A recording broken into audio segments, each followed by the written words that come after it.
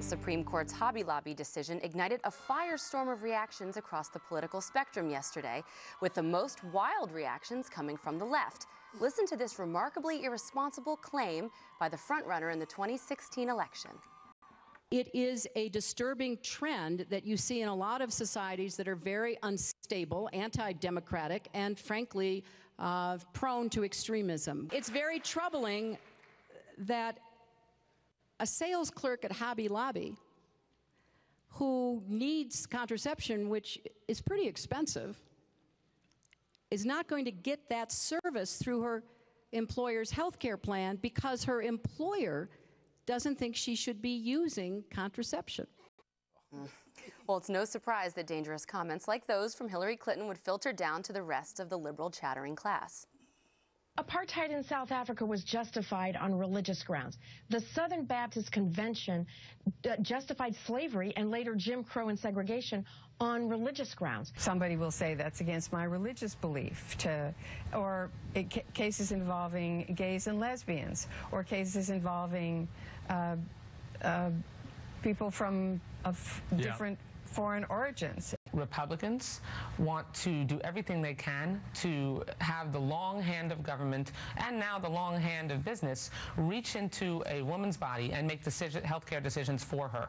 Gross. Is that even Reach inside a woman's body. Wow, that's pretty graphic. Dana, I have a theory. I think they're pretty excited about this. I think the left is secretly deep down, these radical feminists, they're jumping up and down at this ruling, even though they're delighted to mischaracterize it, because it gives them something not just to not talk about, like the IRS or the VA scandal. It gives them something, it gives them something to now lie about. Right, so heads they win, tails they win. They always win, win-win. I think even if they had prevailed in the court, they would have tried to run with that ball too, but losing in the court politically for them gives them a lot more reason to try to turn out the vote in November and then going into a possible Hillary Clinton candidacy. It's interesting that there's so many lawyers who have been elected leaders or public servants seem totally unable of digesting the law and dissecting it in a way that is rational and actually says what the court intended, which was not at all comparable to apartheid or Sharia law. But that's the kind of hyperbole and hysteria and emotional response that really works well in campaigns. It doesn't so much work, though, when you are talking about a Supreme Court decision. When Todd Akin, the Senate candidate in Missouri, said the stupid thing he said about rape, the Democrats are able to pin every Republican with that. A Supreme Court decision that is well-reasoned, like this one was, that it just doesn't work as well. I think the emotionalism will have to come out a little bit of the balloon before November, because the Supreme Court speaks, and that's just the way it's going to be. You know, Eric, honor killings, female genital mutilation, that's what they're conflating this ruling with, which is a very narrowly tailored ruling. And I think they're going to Candy Crowley this thing as much as they can over the finish line. What's ironic to me is the law that the Supreme Court was considering was a Clinton-signed law. The Religious Freedom Restoration Act was designed to protect people from any kind of religious persecution. It wasn't designed to punish anybody. So the soundbite you played of Hillary Clinton was very disingenuous, her response to it, because she said, she basically lumped all contraception together, and contraception is contra-conception, right? So Hobby Lobby, and this is really important, the 16 of the 20 forms of contraception they were providing. They disagreed with the 4 types that actually killed a fetus after conception. That was the issue there. So for Hillary Clinton to lump them all together, that's disingenuous. The bottom line is what the court did, what the Supreme Court did. It said we're applying the same standard to individuals. We're going to apply that to corporations. Tightly held small corporations with the religious beliefs have the same rights as the individual does. Now, the good news is, why is it only tightly held? Why is it only small corporations? You think about this. If you're out there and you're a lawyer and you're a bigger employer and you disagree with this on a religious basis, why not? Bigger corporations should get involved too. I think the Supreme Court has done a fantastic thing for people who are in favor of religious freedom in America more and more corporations should sign on to that with that precedent.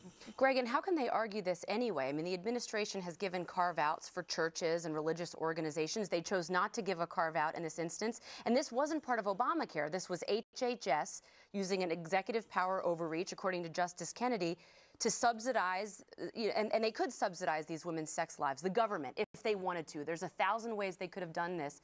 They chose not to, an unintended consequence of the Obamacare law. Why are they arguing against that?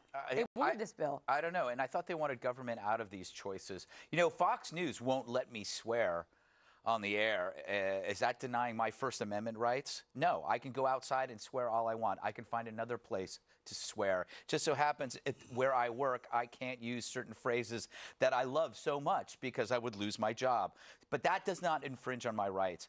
For feminist bloggers especially, this is their World Cup, but their World Cup is empty. You talk about overblown. They make Linda Blair from The Exorcist look like Audrey Hepburn. No grace involved in this, just shrieking. And it's because for a lot of these women who are activists, screaming is what they majored in. Campuses provide degrees in grievance. And there is no skill, there is no talent, just petulance. And it gets to a bigger point. You know, women have fought the stigma of fragile, emotional behavior for decades, for being accused of not being able to handle things. This hysteria by feminists has set back their cause by decades. I mean, they are truly resembling hysterics over a lot of this stuff, and they're being dishonest to other women. I don't believe they represent all women. They represent a small part of women who essentially do this for a living. This is what they do. Mm-hmm. It's gone from, Bob, I am woman, hear me roar, to I am woman, hear me beg for Plan B.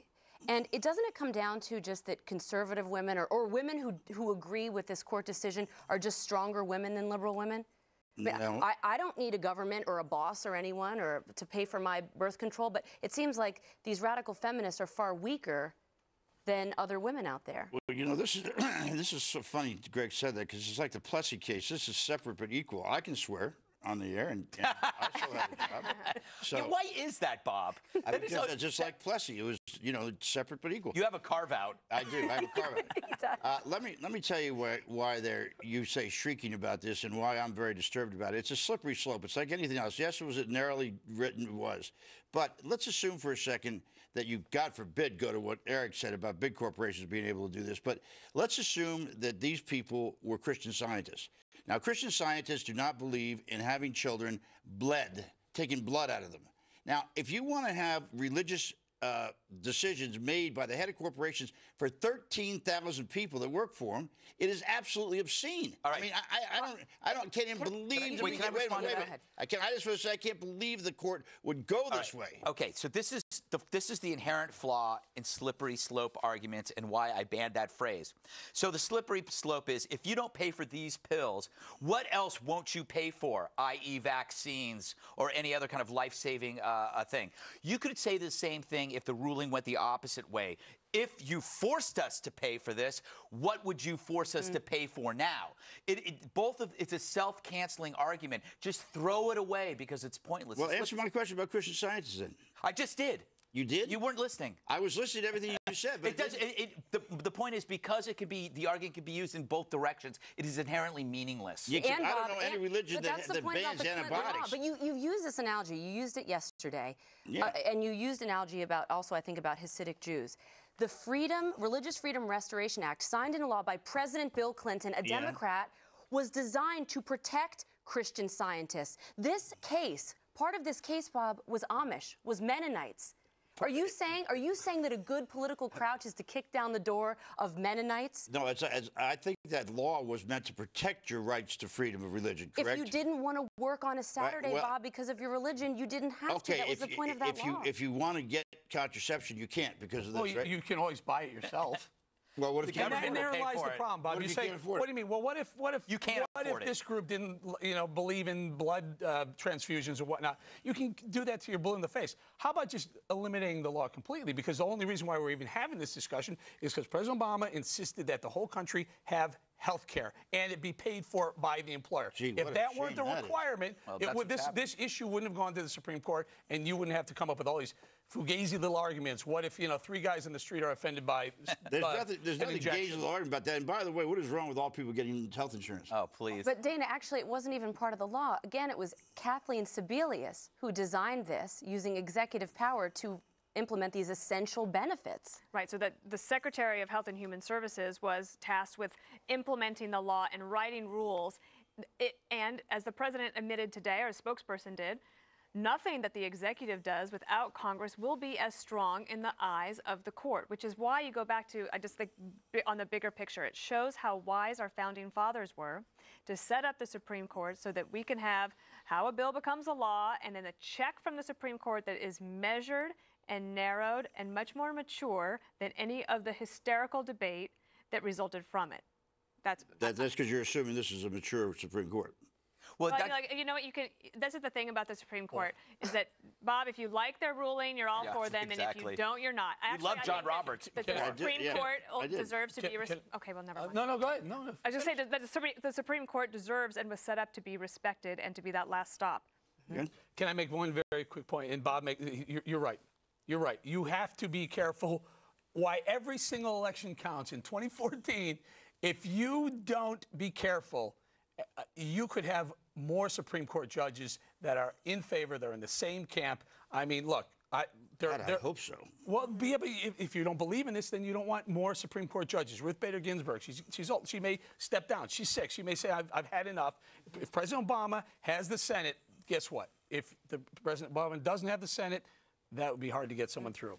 Okay, they compared this to Jim Crow. They compared it to the apartheid. I don't know why they left out the Holocaust, but I think there should be a lot of people around that are pretty offended by these comparisons. The bigger point here is that this really isn't that big of a win for the right.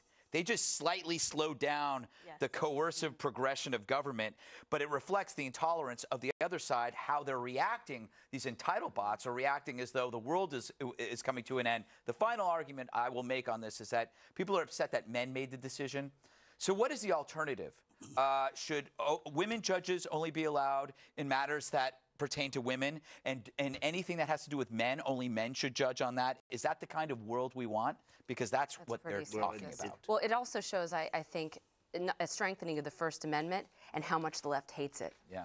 On all counts. The connection between apartheid and Jim Crow is really very tenuous, to say the least. I would agree with that. When we come back, tensions in the Middle East are escalating after ISIS militants declare a caliphate in parts of Syria and Iraq. Could Islamic extremists be planning attacks on U.S. targets? Disturbing new details next.